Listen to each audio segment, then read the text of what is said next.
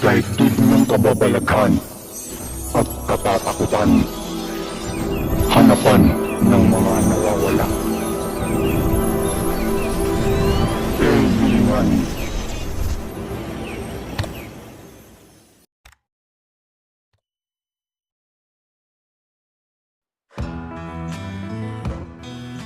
Dark Alas Kababalaghan Fiction Comedy Drama Action Suspense Horror and Love Story alias Batong Buhay Chapter 36. Mga bagong tropa. Pasukan na, bagong paaralan, bagong guro, kamag-aral, at bagong mukha sa paningin ni Bato. Maganda ang eskwelahan na yun, kahit nga mga outsiders nakakapasok. Astig na paaralan. Paglabas ng paaralan, laging may shooting, habulan, suntukan at paluan. May mga sumasabog pang mga molotov, mga kabataang ang lakas ng trip mag-riot. Grabe, ang saya lang. Napansin ni Batong lagi siyang pinagtitinginan ng mga estudyanteng nakatambay sa daan habang naninigarilyo ang mga ito. Siguro nga napansin nilang may bagong mukha sa paaralang iyon. Si Bato'y sinamahan lang ng asawa ng Tito Levi nito sa eskwelahang iyon para magpa-enroll. Pagkatapos magpa-enroll, sinabi agad ng guro ang section at schedule ng pasok nito. Nauna namang umuwi ang asawa ng Tito Levi niya dahil may aasikasuhin pa ito. Dahil naroon naman na si Bato, inalam na rin nito kung saan ang silid nila. Napansin niya na marami pa ring estudyante ang nagkakagulo sa pagtingin ng section at schedule nila. Nagtanong si Bato kung saan silid ang apple tree. Naituro naman ito sa kanya at agad niyang pinuntahan. Pagdating sa pinto, bahagya itong sumilip. Isang babae ang nakatawag pansin sa kanya. Nakaupo ito malapit sa pinto na tila naglalagay ng kolorete sa mukha. At para makasigurado, tinanong niya ang babae kung iyon ba ang silid apple tree. Tugon ng babae, doon nga, at tinanong siya ng babae kung doon ba siya sa seksyon na iyon. Pagtangulang ang sagot ni Bato at agad itong umalis. Napapaisip si Bato, tila magugulo ang mga estudyante sa eskwelahang iyon maging sa kanilang silid. Bagong pakikisama na naman ang kanyang gagawin. Kinabukasan, maaga pa pero nakagayak na si Bato. Handang-handa na ito sa pagpasok sa bagong eskwelahang papasukan. Handa na rin sa pakikisalamuha sa mga bagong makikita at bagong makikilala. Tinanong siya ng kanyang tiyahin kung handa na ba ito sa bagong papasukan. Pagtangulang ang tugon ni Bato habang inaayos ang sintas ng kanyang sapatos. Nagbilin ang tiyahin na iba doon sa Manila, kaya lagi siyang mag-iingat at umuwi agad ng bahay pagkatapos ng klase. Tumango si Bato at sinabing ayos na ang lahat at lagi daw siyang mag-iingat. Hindi naman mapakali si Vicky dahil hindi nito makita ang suklay kahit nailadlad na niya ang lahat ng laman ng kanyang bag. Tinanong nito si Bato kung napansin ba nito ang suklay. Umiling lang ito sabay nagpaalam. Tinapon na nito ang suklay na puro dugo ng snatchers. Mga ilang sandali pagdating ni Bato sa eskwelahan, agad nitong napansin ang mga tambay sa tarangkahan ng eskwelahan. Magpa-flag ceremony na ngunit nasa labas pa ang mga ito. Tila hindi aaten ng flag ceremony ang mga ito. Samantala pagkatapos ng flag ceremony, diretso na sa silid ang lahat ng estudyante. Inikot ni Bato ang kanyang tingin sa kabuuan ng silid. Nakita niya ang isang bakanting upuan sa bandang likuran at doon ito naupo. Pagpasok ng teacher advisor, nagpakilala ito at sinabi nito ang patakaran niya sa loob ng klase. Ayaw nito ng magulo sa klase niya, agad niya itong pauwiin. Matapos magpakilala ng guro, hindi na muna ito nag-umpisa ng klase dahil marami pa raw itong inaasikaso. Nagpakilala na lang muna ang bawat isa at ipinakilala din ng guro si Alexander Aguinaldo na bago lang sa eskwelahang iyon at mula sa probinsya. Pagkatapos ng unang guro, hinintay naman ang susunod na guro. Habang nakaupo si Bato at nakatingin sa bintana, may isang babaeng biglang lumapit sa kanya at nagpakilala itong si Lynn. Xander naman ang tugon ni Bato bilang tawag sa kanya. Narinig ni si Lynn na galing probinsya si Xander. Bakit daw hindi na lang nito tinapos ang high school doon? Ayon naman kay Bato, madalian daw kasi at mahabang kwento. Saka ayos lang naman kahit papaano daw ay nakaranas man lang siya ng high school sa Manila kahit isang taon lang. Sa bagay nga naman, wika ni Celine. Pero kapag hindi raw sanay doon, baka hindi nito kayanin at malaman na lang nila na huminto na ito. Marami raw kasing ogag sa eskwelahan na iyon. Napangiti naman si Bato at sinabing ayos lang iyon dahil sanay naman siya sa mga ogag na estudyante. Mas marami nga raw ogag doon sa tinitirhan nila eh. Napapaisip si Celine sa sinabi ni Bato kaya tinanong niya kung saan ito nakatira. Sa Virgin Street, tugon ni Bato. Nanlaki ang mga mata ni Celine nang malamang nakatira si Bato sa squatter na tapunan ng mga patay.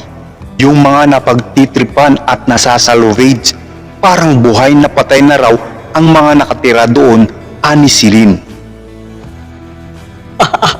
Oo, tama ka. Kaya nga, bakit ako di masasanay sa mga ogag dito? Kung doon pa lang sa amin sanay na ako sa matinding eksena ng mga loko at ogag doon. Natatawang wika ni Bato habang pasimpleng sinusulyapan si Celine na nooy nakatitig sa kanya. Para kay Bato, hindi na bago sa kanya ang mga bully at siraulo sa eskwelahan. Marami din nun sa pinanggalingan niyang eskwelahan. Tinapik ni Celine ang braso ni Bato. Bigla itong tumayo at kinawayan ang mga katropa nito. Paglapit ng mga ito, ipinakilala ni Celine si Bato sa kanyang mga katropa. Xander Alexander Aguinaldo, new classmate daw nila from the province at sinabayan ng pagnising may ibang ibig sabihin. Isa-isa nilang kinamayan si Xander. Nagpakilala ang isa bilang Troy, the guitar man. May at Jess naman, the backup singer. Bogs drummer boy, member sila ng isang banda. Agi naman ang sinabi ni Bato na itawag sa kanya, short for Aguinaldo, apelyido nito. Dahil ito na rin ang nakasanayan niyang tawag sa kanya sa dating eskwelahang pinapasukan.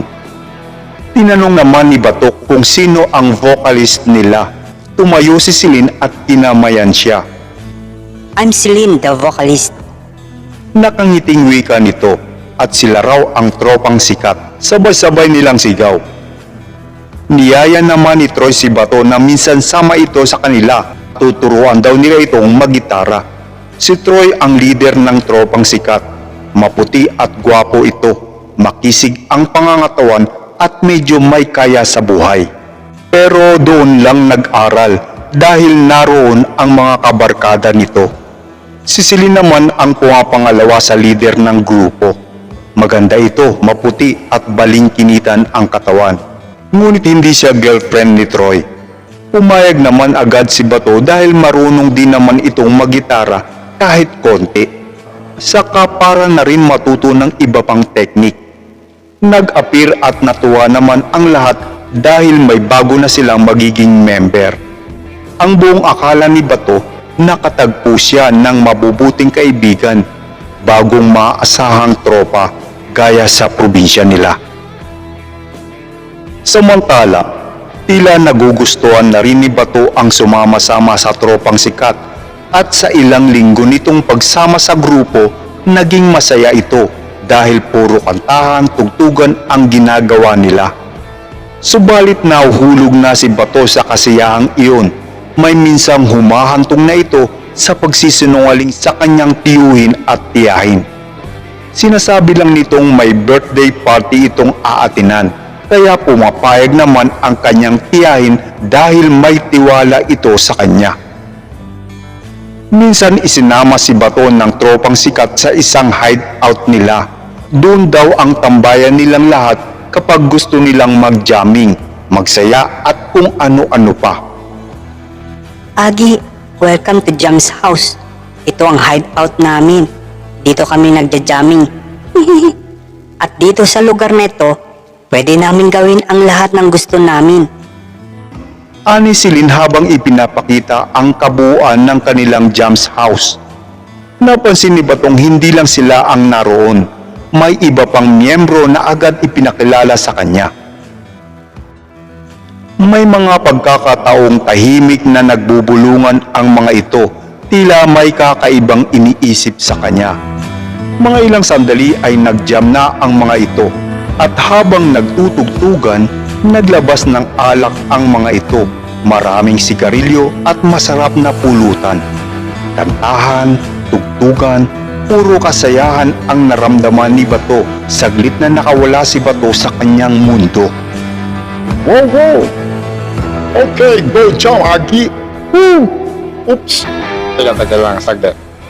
Dahil may bago tayong member, gusto kong pasiyahin natin siya para magustuhan niya dito, guys. At hindi na siya umalis sa atin. Okay ba yon, guys? Wika ni Troy habang nakataas ang basong may lamang alak. Tumayo si Celine at winelcome si Agi sa tropang sikat. Iniabot niya dito ang isang basong puno ng alak. Teka Silin, hindi kasi ako uminom eh. Pagtanggi ni Bato sa iniaabot na alak ni Celine. Ayon naman kay Celine, dapat daw kapag member na ng kanilang grupo, makisama na sa lahat, walang KJ. Iyon daw ang ginagawa nila doon. At iyon ang paraan ng pag-welcome nila sa bagong member. Dahil sa pakiusap ni Celine, kaya napilitan si Agi na inumin ang iniaabot na alak sa kanya. Pero isang tagay lang pakiusap nito. Tumango naman si Celine at siya na ang naglapit ng baso sa bibig ni Bato. Maanghang at humahagod sa lalamunan kaya halos masuka-suka ito. Nagsigawan ang tropang sikat at tuloy ang ligaya. Subalit ang isang tagay nasundan pa ng pangalawa hanggang hindi na namalayan ni Bato na naparami na ito ng tagay. At dahil bago lang itong umiinom, kaya mabilis itong nahilo. Napansin niyang may sinindihang sigarilyo si Celine, tapos nagtapat sila ng mukha ni Jess. Pagkatapos nun, kay May naman ipinasa ang sigarilyo. Hindi na iyon gaanong pinansin ni Bato. Kanta na lang ito ng kanta. Lasing na ang karamihan, makukulit na at sigaw na ito ng sigaw. Mga ilang sandali lumapit si Celine kay Bato at kumandong ito dito. Hinalikan ni Celine sa labi si Bato na ikinagulat nito. Napansin ni Batong may usok na lumalabas sa bibig ni Celine. Kakaibang usok iyon. Amoy nasusunog na damo.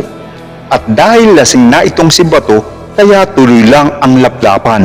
Nalalanghap na ni Bato ang usok mula sa bibig ni Celine. Tila nagugustuhan na rin nito ang ginagawa sa kanya ng babae. Muling humithit sa sigarilyo si Celine, tapos ipinasa ni Celine kay Bato.